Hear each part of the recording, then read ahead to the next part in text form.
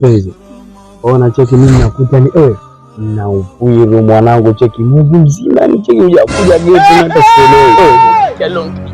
Yaani paka ndege fuli onaje? Yaani wewe kesho mwezi mtukufu Ramadhani waingia, ndio kwanza una upuru, sijui upuru wa aina gani? Bali ningekuwa sawa niambia vitu vya maana sasa hii hapa.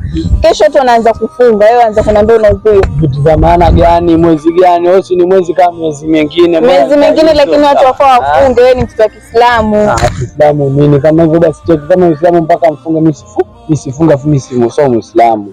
Babangu utamwambia nini kama utaenda nyumbani? Hata mshua lolote, mimi najua vitakavyompeleka. Uache, mimi ikizidi hivyo mimi sidhani kama atakupeleka kwetu. Maana yake mimi kwani ngoma ndio kwenda nioa. Sasa utanioa.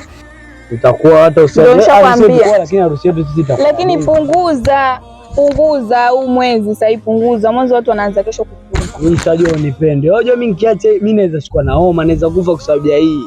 Kama vipi ndushe pepa mwanzo. Pepa nazitoa wapi? Mimi msono kaambia marafiki zako nyoaga vuta nao. Hapo ngoja nikwambie. Hata usiniambie. Nasikia. Nini? Unaona ukinuna ukiongea vitu kama hivyo ni wazidi kukosha mtoto.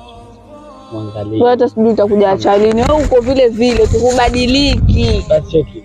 Unajua cheki, muuni kulalamika sana ni ile mimi wasiwezi mwanangu.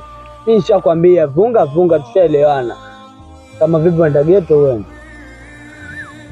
Twende huko. If you don't get it for that.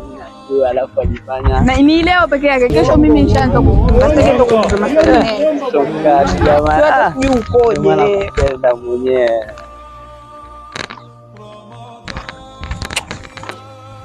Mtu wangu jamaa. Mimi nakwambia leo peke yake. Mimi kwanza kesho sitaki kuzini. Sitaki kuzini kabisa. Maana wewe. Basi kuamini. Mwanzo utaenda kwetu lini?